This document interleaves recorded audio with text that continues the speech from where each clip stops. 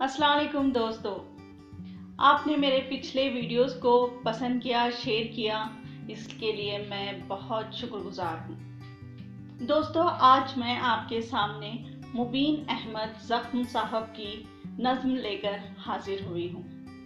ज़ख्म साहब एक बहुत नर्म तबीयत के मालिक हैं। आपकी शायरी बहुत ही सादा और दिल को छूने वाली होती है।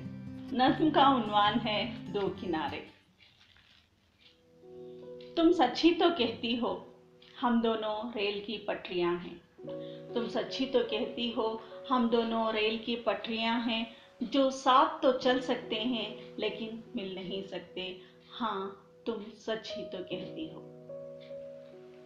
हम दोनों नदी के दो किनारे हैं, हम दोनों नदी के दो किनारे हैं, जो साथ बह तो सकते हैं लेकिन मिल नहीं सकते।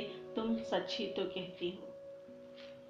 हम मिल नहीं सकते, तुम ये भी कहती हो कि हम साथ जी नहीं सकते, लेकिन साथ मर सकते हैं। मैं तुमसे कहता हूँ कि साथ मरने के लिए भी तो मिलना जरूरी है, जो नामुमकिन है।